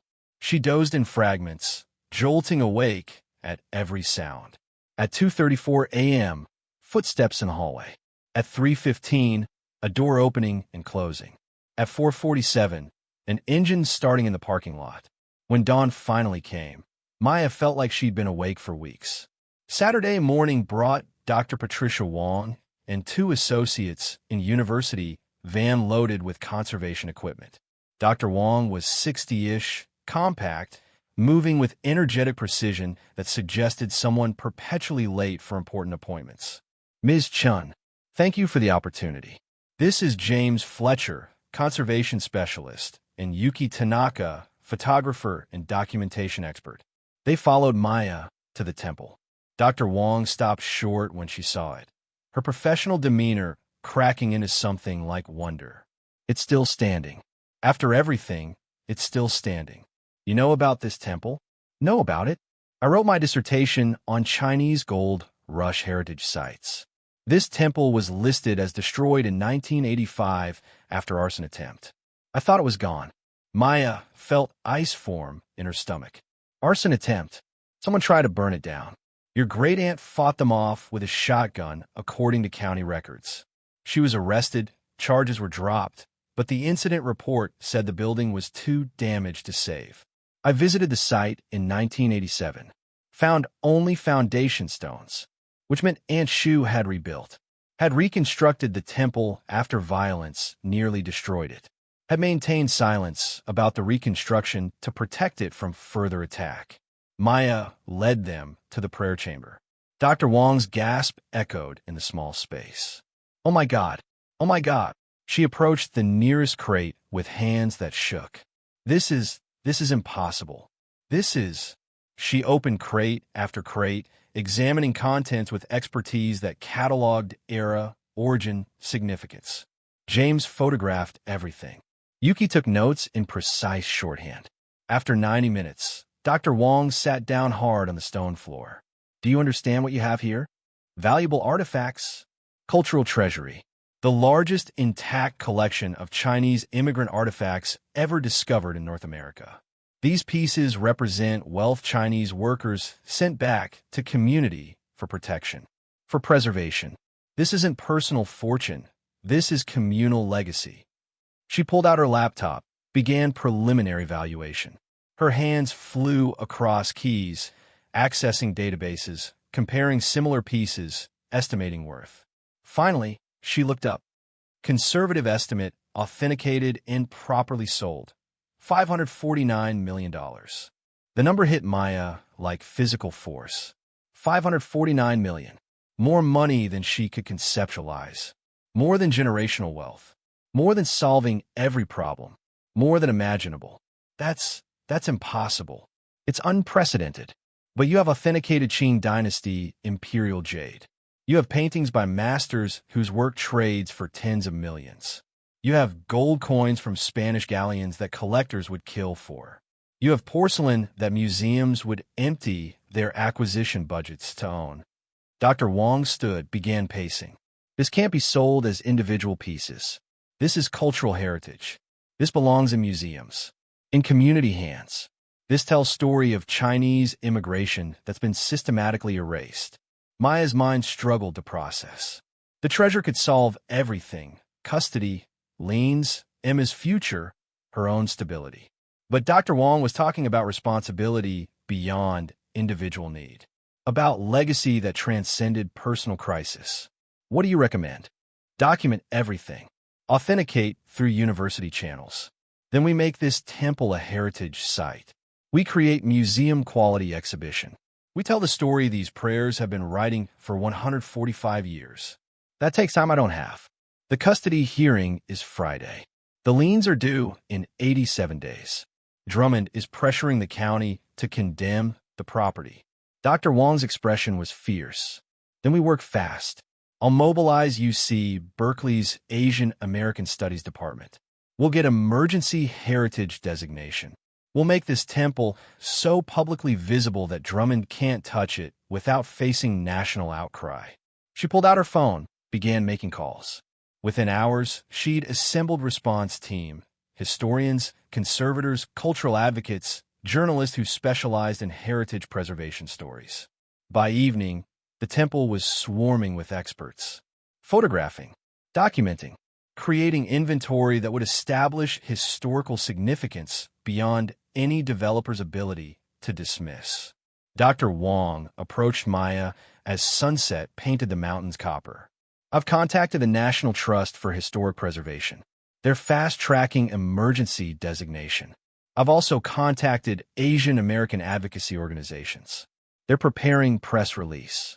Press release about discovery of largest Chinese immigrant artifact collection in North America. About temple that preserved community wealth for 145 years. About Maya Chen, keeper who refused $500,000 development offer to protect cultural legacy. Maya's stomach nodded. That will make Drummond escalate. It will make Drummond's next move very public. Harder to threaten you when journalists are watching. Harder to use county machinery when federal heritage officials are involved. Emma tugged Dr. Wong's sleeve. Will the prayers be okay? The smoke that writes? Will people understand they're important? Dr. Wong knelt to Emma's level. The prayers are the most important part. They're why everything else was preserved. We'll make sure everyone understands. That night, the story broke. Lost Temple of Ascending Smoke discovered in Sierra foothills. $549 cultural treasury preserved by great niece of original keeper. The article detailed everything. The prayers in smoke, the hidden chamber, the artifacts representing 145 years of community protection, Maya's refusal of development offers, Aunt Shu's 40-year vigil. It went viral. By midnight, major news outlets were calling. By Sunday morning, television crews were arriving in Cypress Valley. And on Sunday afternoon, federal marshals arrived with emergency heritage designation. The Temple of Ascending Smoke was now protected under federal historic preservation law. Any attempt to demolish or significantly alter it would face federal prosecution. Drummond's development plans were dead. Maya's phone exploded with calls. Lawyers offering to handle custody case pro bono. Architects volunteering restoration expertise. Museums negotiating exhibition rights. Universities proposing research partnerships. And one call from Robert's attorney. We're withdrawing the emergency custody motion. My client feels the current arrangement is satisfactory. Translation: Robert had seen the news coverage, had calculated that fighting Maya now would make him look like the villain attacking heroic mother who protected cultural legacy. Had decided custody battle wasn't worth a public relations disaster. Maya sat in the temple's main hall, Emma asleep against her shoulder, Smoke still writing prayers that had finally found audience after 145 years of waiting. Eddie Wong appeared in the doorway. Town council just voted. They're canceling the liens, declaring them improperly filed by officials with conflict of interest. You don't owe $18,000 anymore. Margaret Liu brought food, celebration feasts from every family that had helped with repairs. The temple filled with people who understood what preservation meant, what community legacy required. Dr. Wong raised her cup of tea in toast. To Aunt Shu, who knew the right keeper would come, who prepared everything needed for this moment. Maya touched the jade pendant in her throat. Smoke, prayer, truth. All three had manifested. The danger had come, as Aunt Shu predicted. The treasure had been real, and the truth was still being written in smoke that refused to stop praying. In the weeks that followed, the temple became focal point of cultural restoration. Museum partnerships were established. Conservation began on the artifacts under Dr. Wong's supervision. A foundation was created to maintain the temple in perpetuity and fund scholarship for Chinese-American students. Maya was named executive director. Salary: enough to provide for Emma, enough to prove stability, enough to transform desperation into purpose. The custody hearing was rescheduled, then canceled entirely when Robert signed agreement accepting shared custody. His attorney had advised that fighting Maya now, with her national profile as cultural heritage protector, was legal suicide. Emma started at Chen Academy, scholarship funded by the Temple Foundation. She'd become the temple's youngest docent, explaining to visitors how Smoke wrote prayers and why remembering mattered more than money. On the first anniversary of Aunt Shu's death, Maya and Emma held ceremony at the temple. They burned incense as Aunt Shu had done. Watched Smoke write characters that formed blessing and thanks and continuation. The prayers of Chinese immigrants who'd crossed oceans seeking fortune and finding only hardship, who'd sent treasure back to community for protection, who'd trusted that someday someone would remember they'd existed, would honor their sacrifice, would refuse to let their stories be erased. Maya had been chosen, not by mystical force, but by inheritance and desperation and the particular stubbornness that ran in families who'd survived by refusing to surrender what mattered. She'd come to Cypress Valley broke and desperate and fighting for her daughter. She'd left with purpose and community and legacy that would outlast her own lifetime. The Smoke still wrote, would always write. The temple still held prayers, would always hold them. And Maya Chen, keeper, witness, protector, stood guard over what had been entrusted to her care. Some treasures couldn't be measured in dollars. Some inheritances came with responsibility that transcended personal need. Some prayers took 145 years to answer. But when they were finally heard, they transformed everything. Epilogue: 5 years later, the Temple of Ascending Smoke stood restored to its 1879 glory. White walls gleaming, red pillars bright, roof tiles painted with dragons that Emma had helped design. The prayer chamber was now museum exhibition space, visited by thousands annually. The artifacts have been distributed to major museums with permanent acknowledgement of their origin. The proceeds funded scholarships, community programs, and cultural preservation efforts across the country. Maya still lived in Cypress Valley, still served as temple keeper, still watched smoke, write prayers every morning before Emma left for school. The town had changed, too. Chen's market expanded. New families arrived, seeking connection to heritage they'd been told didn't matter. The temple became center of renewal, cultural, economic, spiritual. And sometimes, on foggy mornings, Maya swore she heard Aunt Shu's laugh in the wind, saw her in the smoke patterns, felt her presence in the temple she'd protected for 40 years, so her great-niece could inherit not just property, but purpose. The smoke wrote one final message on the anniversary of the treasure's discovery. The witness continues. Hope eternal. Love transcends death. Maya stood with Emma, 12 years old now, already talking about architecture school and temple preservation and carrying forward what had been given, and watched the characters form and fade and form again. Some prayers were answered with money, some with safety, some with justice long delayed. And some prayers were answered with the understanding that being chosen wasn't about worthiness. It was about willingness. Willingness to protect what others would destroy. Willingness to believe in smoke that wrote truth when reason said impossible. Willingness to stand guard over legacy that mattered more than personal survival. Maya had been willing, had stood, had witnessed, and the temple, in turn, had saved her. Maya Chen stood at the temple entrance on an October morning that felt impossibly similar to the day she'd first arrived. Fog rolled through the pines. The air tasted metallic with approaching rain. But everything else had transformed beyond recognition. The dirt path that had once scraped her Honda's undercarriage was now paved road. Discreet signage guided visitors. Temple of Ascending Smoke National Heritage Site, parking 500 feet. The forest that had pressed close with threatening intimacy was now maintained landscape, still wild, but deliberately so. Protective rather than predatory. Emma emerged from the prayer chamber, 17 now, college acceptance letters from Berkeley and Stanford tucked in her backpack alongside the jade dragon she still carried everywhere. Her daughter had grown tall, serious, carrying herself with the particular gravity of young people who'd witnessed adults struggle too early and emerged determined to ensure no one else suffered similarly. Mama, Dr. Wong's team, found something. Maya followed Emma to the chamber that had expanded over the years into proper museum space. Climate-controlled, professionally lit. The wooden crates now resided in archival storage, their contents distributed to institutions worldwide with permanent loan agreements guaranteeing the temple maintained ownership and curatorial input.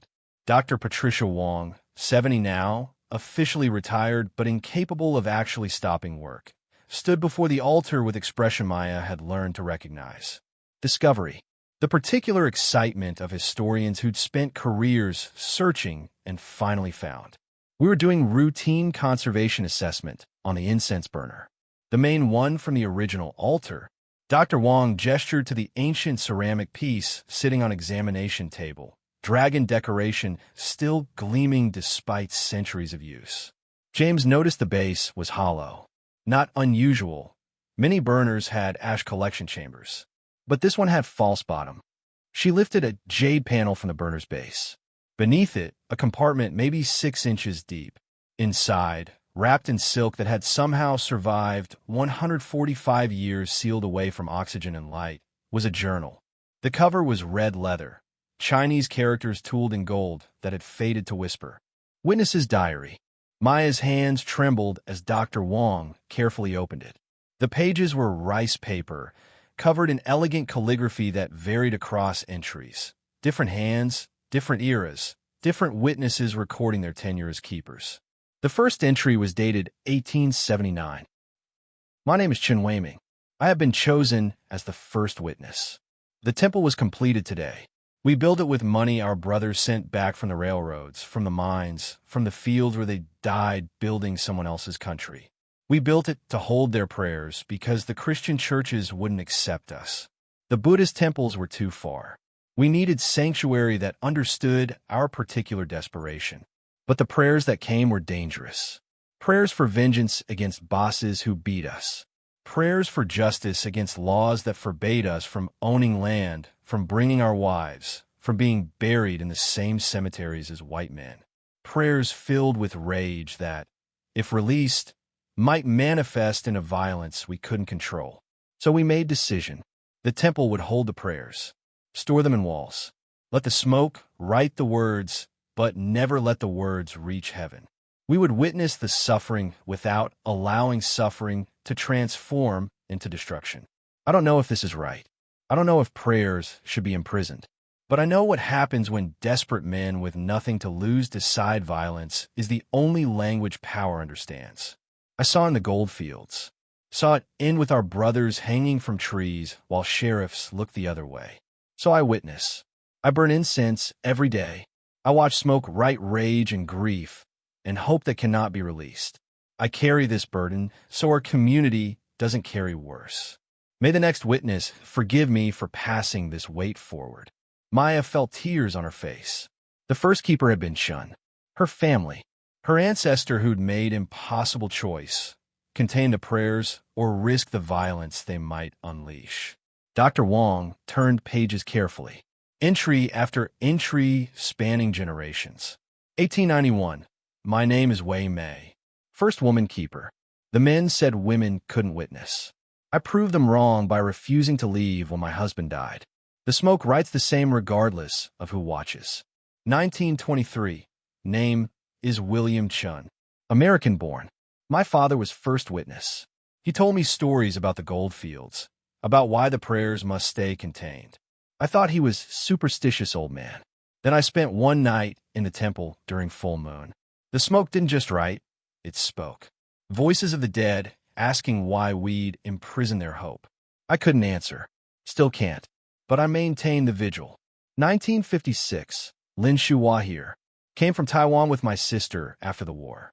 The temple called me through dreams. Showed me smoke forming characters before I knew it existed. When I arrived, previous keeper was dying. Handed me the keys. Said, the prayers are getting stronger. Something's changing. Maybe it's time. Then he died before explaining what time had come. Aunt Shu's handwriting. Maya traced the characters with one finger, feeling connection across decades to the woman who'd prepared everything for this moment. More entries from Aunt Shu spanning years. 1985. Someone tried to burn the temple. Robert Drummond Sr., the developer's father. He wanted the land. Didn't care about heritage or prayers or anything except profit. I stopped him with grandfather's hunting rifle. Got arrested. The temple was damaged, but not destroyed. I rebuilt it in secret. Filed paperwork saying it was demolished. Let everyone forget it existed. Protected it through invisibility. But I'm getting old. The prayers are getting louder. The smoke writes more urgently. Characters appear faster than I can read them. Something is building toward release. Toward the moment the first keeper feared and prepared for. I need to find the next witness. Someone who can do what I couldn't. Someone brave enough to release what we've contained. The final entry was dated 3 months before Aunt Shu died. Found her. Maya. My great-niece. She doesn't know yet. She's fighting her own battles. Lost her job for choosing integrity. Fighting for custody of Emma. Drowning in desperation that will make her ready for what comes next. The temple only calls keepers in their greatest need. Desperation opens the mind to believing in smoke that writes and prayers that manifest and responsibility that transcends personal survival. I prepared everything. The deed, the lockbox, the supplies at Chen's market, the motel room, the treasure that will give her leverage when Drummond comes for the land. But the treasure was never the point. The treasure is just tool to protect what matters, the prayers. 145 years of accumulated hope and rage and grief. 145 years of Chinese immigrants praying for recognition that never came. Maya will release them. I don't know how. Don't know what happens when prayers imprisoned for nearly 1.5 centuries finally reach heaven. But I trust the temple's choice. Trust that great niece who carries stubbornness in her bones understands some things are worth protecting even when protecting costs everything. If you're reading this, Maya, you succeeded. You protected the temple long enough to find this message. Now comes the harder part. The prayers need release. Not all at once. That would be catastrophic. But gradually. Witness them. Honor them. Let the smoke write acknowledgement that the suffering was real, that the injustice mattered, that the people who prayed deserved better than they received. When you do this, when you truly witness without trying to fix or contain or control, the smoke will stop writing new prayers. It will release the old ones. And the temple will transform from prison to memorial, from burden to blessing. You were chosen for this. Trust the smoke. Trust yourself. Trust that healing sometimes means opening old wounds so they can finally close properly. With love across death, Shuhua. The room was silent except for the sound of Emma crying quietly. Dr. Wong closed the journal with reverent care. This changes everything we understood about the temple, about the prayers, about what you're actually protecting. Maya walked to the altar where incense still burned, still wrote prayers on walls that were now preserved behind protective glass, still maintained vigil that had started 145 years ago.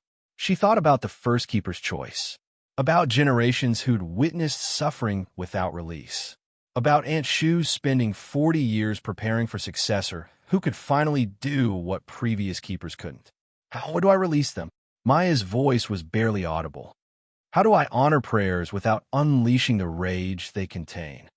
Emma appeared at her side, jade pendant visible at her throat, the child who'd grown into keeper in training without either of them quite realizing when the transition happened. You already started, Mama. Every visitor who reads the prayers is witnessing. Every scholar who studies the artifacts is acknowledging. Every student who receives scholarship is proof the suffering wasn't meaningless. You're releasing them by making people remember. Dr. Wong nodded slowly. The girl's right. The prayers wanted recognition, wanted proof their lives mattered. You spent 10 years creating exactly that. National Heritage Site, museum exhibitions, scholarship programs, cultural preservation initiatives. You've built a memorial that ensures 145 years of Chinese immigrant struggle will never be forgotten. Maya looked at the smoke still writing characters. But as she watched, something changed. The words forming weren't the desperate pleas she'd seen for 10 years. These were different. Thank you. We are seen. We are remembered. We can rest. The smoke was responding, acknowledging, beginning the release Aunt Shu had prepared her for. Over the following weeks, Maya implemented new protocol. Every morning, she would read aloud the prayers written in smoke the previous day. Not just observe, actually voice them. Give them sound. Let them travel as breath and vibration beyond the walls that had contained them. Prayer of Chen Jiabao, railroad worker, 1875. Let my wife in China know I died building the Transcontinental Railroad. Let her know I thought of her every day. Let her know I never forgot our wedding vows, even though we were separated by ocean and laws that forbade me from bringing her to America. Maya spoke the prayer. It hung in the air. The smoke that had written it faded from the wall for the first time in 150 years. Released. Completed. Finally delivered to whatever destination prayers reached when witnesses gave them voice. Emma joined the practice. Every afternoon after school, she'd read prayers in Mandarin. Her Chinese fluent now, after 10 years of studying language her grandmother had started to teach before dementia stole words. Prayer of Wei Miling, laundry worker, 1889. Let my son survive the typhoid fever that's taking the children in our camp. I prayed to every god I know. I've burned offerings I couldn't afford. Please don't take my child when I've already lost everything else to this country that treats us like animals. The community joined. Visitors to the temple were invited to read prayers aloud, to witness not just as observers, but as participants in the release, to carry forward the hopes and griefs of people long dead, but finally acknowledged. The smoke began to change. The desperate intensity that had characterized the writing for 145 years softened. The prayers came slower, less urgent, more peaceful, and new prayers started appearing. Different kind. Gratitude. Peace. Hope fulfilled. Dr. Wong documented everything for her research. This is unprecedented. The temple is transitioning from active prayer collection to historical memorial. The smoke is acknowledging that its purpose has been fulfilled. The process took 3 years. 3 years of daily witnessing. 3 years of reading prayers aloud. 3 years of community engagement that transformed the temple from Maya's individual responsibility to collective heritage. During that time, the Foundation Maya directed distributed $127 million from artifact sales and donations. Scholarships sent 342 students to college. Community centers were established in 7 cities. Cultural preservation initiatives protected 12 other Chinese heritage sites from demolition. The prayers had manifested, not as violence or vengeance, but as healing and remembrance and proof that suffering witnessed becomes suffering transformed. On the 150th anniversary of the temple's founding, Maya organized ceremony that drew thousands. Descendants of Chinese railroad workers, scholars of immigration history, students who'd received scholarships, community members who'd watched the temple's transformation from abandoned ruin to national heritage site. Emma, now 20, studying architecture at Berkeley with focus on heritage preservation, helped coordinate the event. She'd grown into role of next keeper without formal declaration, just natural progression, the way Maya had inherited from Aunt Shu, the way responsibility passed when the right person appeared at the right moment. The ceremony began at dawn. Maya stood at the altar with the witness's diary open before her. She read the first entry again, Chen Weiming's words from 1879 explaining why the prayers had been contained. Then she read the final entry, Aunt Shu's message about release and healing and trusting the smoke. And finally, she added her own entry, the first new writing in the journal in 10 years. My name is Maya Chen. I was the keeper who released the prayers. When I arrived, I was desperate, broke, fighting for custody of my daughter. I thought the temple was burden, thought the treasure was salvation, didn't understand that both were preparation for actual purpose, witnessing suffering and transforming it into memorial. The prayers are released now, not all at once, but gradually, through voice and acknowledgement and proof that the people who prayed mattered, that their struggles weren't meaningless, that their sacrifices built foundations current generations stand on. The smoke still writes, but now it writes gratitude instead of desperation, peace instead of rage, completion instead of endless longing. The temple has fulfilled its original purpose. It held prayers too dangerous to release until the right moment, until witnesses existed who could honor the suffering without being consumed by it. To the next keeper, and there will be one, because remembering is continuous work. Know that you're not just maintaining building. You're maintaining conversation between past and present, between the dead who hoped and the living who remember. Carry it well.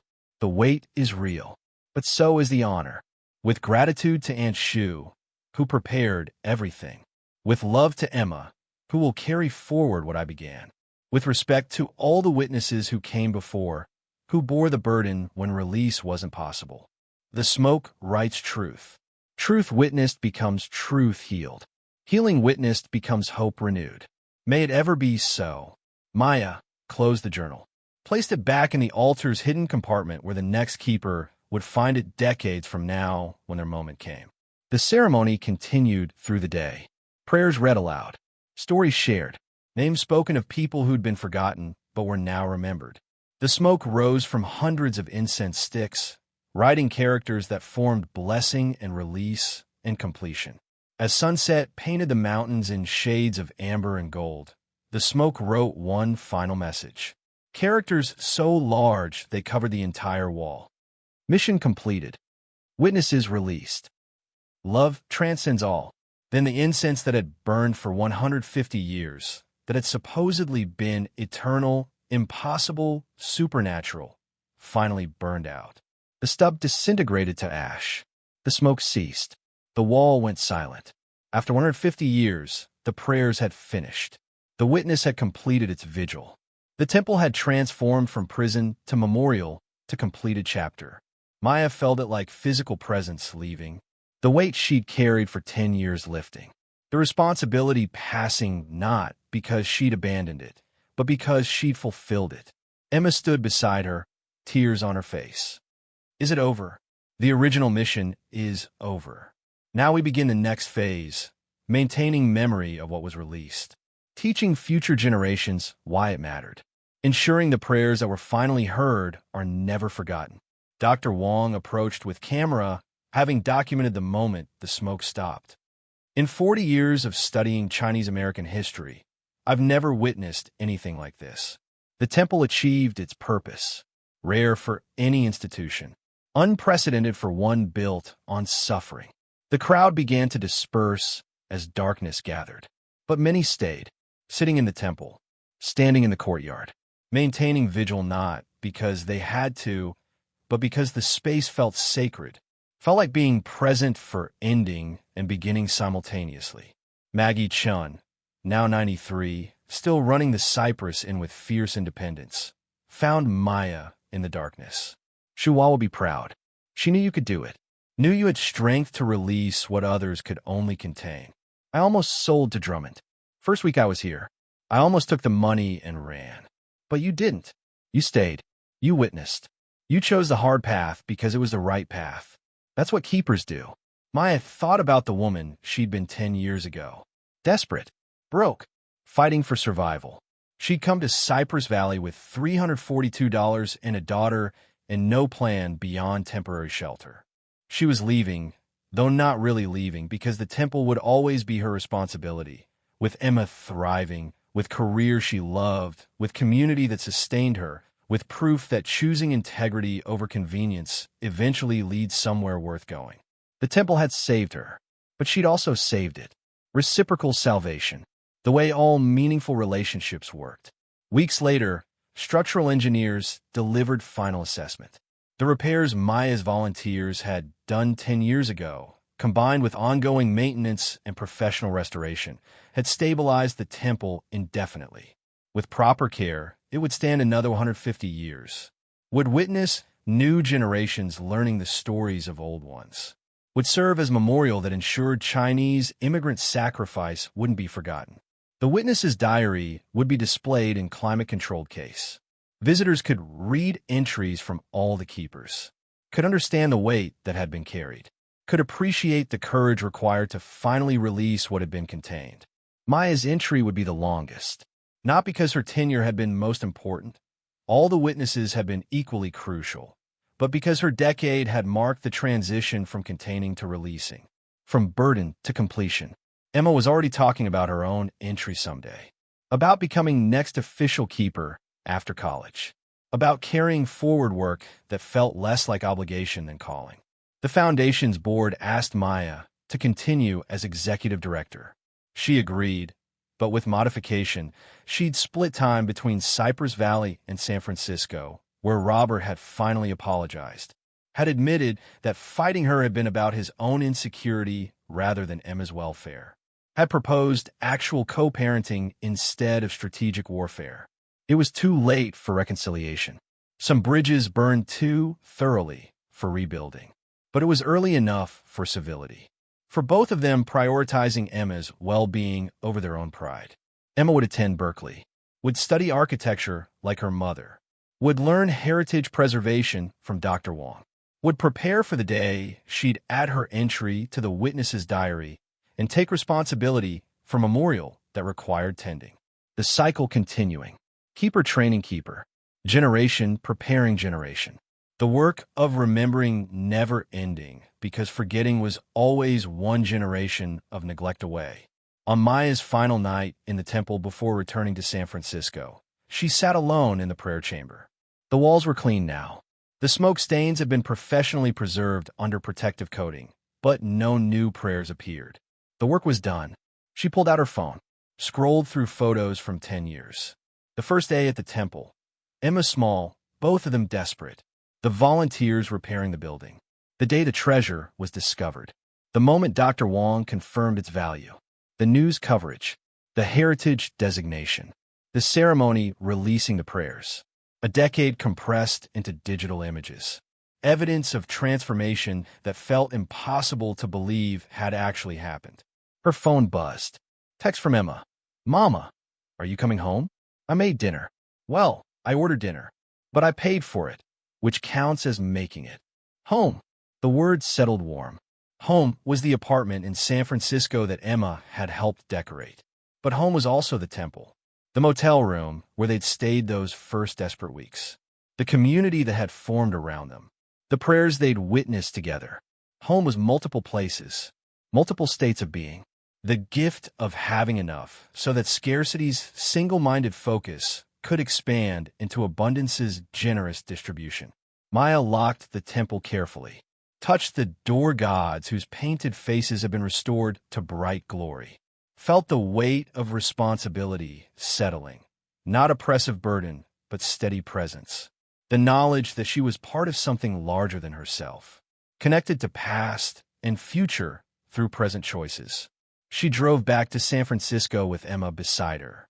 They talked about Berkeley, about architecture school, about whether Emma should live on campus or commute. Normal parent-child conversation. The extraordinary having become ordinary through familiarity. But Maya knew they weren't normal. Knew their decade at the temple had marked them.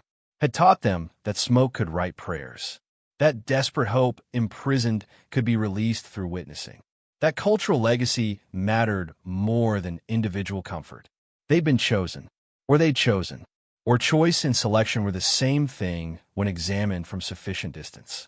The smoke had written truth. Truth witnessed had become truth healed. Healing witnessed had become hope renewed for everyone touched by the temple story.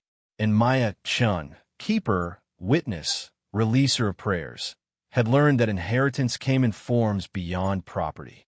That treasure measured in meaning outweighed treasure measured in money. That sometimes the thing you thought would destroy you actually saved you if you were brave enough to stop running and stand guard over what mattered. The temple would endure. The prayers would be remembered. The witnesses would continue their work across generations. And Maya had done what Aunt Shu had prepared her for. Released what had been contained, transformed suffering into memorial, proved that desperate hope finally acknowledged becomes healing that radiates outward in ways the original prayers could never have imagined. She'd been the keeper who released the prayers. She'd witnessed the smoke write truth. And in witnessing, she'd been transformed from desperate woman fleeing disaster into keeper of legacy that would outlast her lifetime and touch lives she'd never meet. The smoke had chosen well. The invitation arrived on rice paper. Calligraphy so elegant Maya suspected Emma had hired a professional. Temple of Ascending Smoke, 170th Anniversary Celebration and Dedication of the Chunlin Heritage Center. Your presence honors us. Maya held it at her kitchen window in San Francisco, morning light making the gold ink shimmer. 20 years. She was 56 now, silver threading through her hair, reading glasses perched on her nose for the small print that announced Emma Chun Fletcher, Director, Temple Foundation. Emma had married 3 years ago. Thomas Fletcher, conservation architect she'd met at Berkeley. They'd restored 6 heritage sites together, but the temple remained their primary focus. They lived in the house they'd built on the property, sustainable design, solar-powered, invisible from the road. Keepers needed to live on-site, Emma had explained. The work required presence, not just occasional visits. Maya hadn't argued. She'd held the vigil for 10 years, had released the prayers, and fulfilled Aunt Shu's mission. Now was Emma's turn. The natural progression of responsibility passed between generations who understood that heritage preservation was marathon, not sprint. The drive to Cypress Valley took 3 hours now. Highway expansion had finally reached the mountain communities. Maya barely recognized the town. Chen's market had become Chen's Heritage Marketplace. The Cypress Inn was now boutique hotel. Main Street held galleries, restaurants, a bookstore specializing in Asian American literature. The temple's transformation had catalyzed economic revival. Cultural tourism replaced resource extraction. People came to learn stories instead of consume landscape. The community had rebuilt itself around remembering rather than forgetting. Maya parked in the visitor lot, paved now, landscaped with native plants, signage in 5 languages directing people to different sections of the heritage site. The original temple stood at the center, restored at 1879 glory. But surrounding it, new buildings had emerged. Museum exhibition halls, research library, conservation laboratory, education center where schoolchildren learned about Chinese immigration through interactive displays. The Chen Heritage Center, named for Maya's great-aunt Shuhua and her grandmother Eleanor Brennan, maiden name Lin, was the newest addition. Two-story structure designed by Emma, blending traditional Chinese architectural elements with modern sustainability. It had taken 4 years to build, funded entirely by Temple Foundation Endowment that had grown from initial $549 million discovery to over $800 million through careful investment and ongoing donations. Emma stood at the entrance, 7 months pregnant, glowing with the particular radiance of women carrying new life. She saw Maya, and her face transformed in a smile that made 20 years dissolve into nothing. "Mama, you made it." The embrace was fierce, complicated by the pregnant belly between them. "I wouldn't miss this. My daughter building monument to her great-great-aunt's vision? That's the kind of thing mothers show up for." Thomas appeared, carrying their 3-year-old daughter, Shuhua, named for the ancestor whose choices had made everything possible. Little Shu had Emma's serious eyes and was already learning to read Chinese characters, already asking questions about the smoke that used to write prayers. "Grandma Maya." The child launched herself into Maya's arms with absolute confidence she'd be caught. Maya held her granddaughter, felt the weight of continuation. 4 generations of women connected through temple that had started as immigrant sanctuary and become cultural institution. 5 generations, if she counted back to Chen Weiming, the first keeper, whose journal entry had started everything. Dr. Patricia Wong emerged from the Heritage Center, 80 now, officially retired for real this time, but serving as board chair because some people never actually stopped working. She'd aged into magnificence. White hair swept back, eyes still sharp with curiosity that had defined her career. "Maya Chun, still can't believe you turned down Drummond's offer 20 years ago. That was either bravest or stupidest decision I've ever witnessed." "Probably both." Maya smiled. "How's the exhibition coming?" "Come see." The Chenlin Heritage Center's main hall took Maya's breath away. Emma had designed it so natural light fell through skylights onto displays that told the temple's story chronologically. But more than that, she'd created experiential space. Visitors didn't just read about the prayers, they encountered them. The centerpiece was reconstruction of the original prayer chamber, complete with altar, incense burner, and walls covered in the preserved smoke-written characters. But Emma had added technological element, projection mapping that animated the prayers, showing how they'd formed, faded, accumulated over 145 years. Visitors could hear recordings of Maya reading prayers aloud during the release years, could see video of the final ceremony when the eternal incense had finally burned out, could understand viscerally what it meant to witness suffering and transform it through acknowledgement. "We've had 47,000 visitors in the 6 months since soft opening," Emma explained, one hand on her pregnant belly, gesture Maya recognized as unconscious protection. School groups, university researchers, families seeking connection to immigrant history. "We're booked solid through next year." Maya walked through the exhibition, seeing her own face in photographs from 20 years ago. That desperate woman holding eviction notices. That defiant woman refusing Drummond's offer.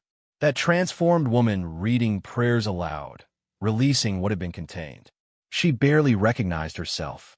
Not because she'd aged, though she had, but because the fear in her eyes from those early photos was so foreign to who she'd become. 20 years of purpose had erased desperation, replaced anxiety with confidence that came from knowing her choices had mattered. One display case held Aunt Shu's letter, the one Maya had found in the lockbox. The paper was yellowed now, protected behind museum glass, but the words were still clear. "The temple chose you before you knew it existed."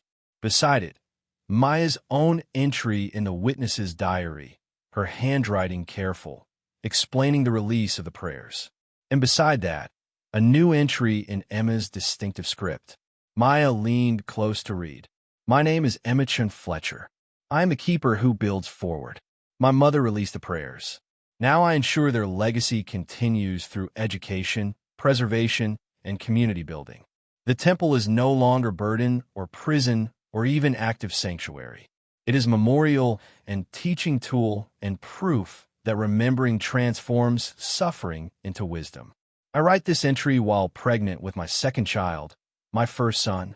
We will name him Wei, after the first woman keeper. He will grow up knowing the temple stories.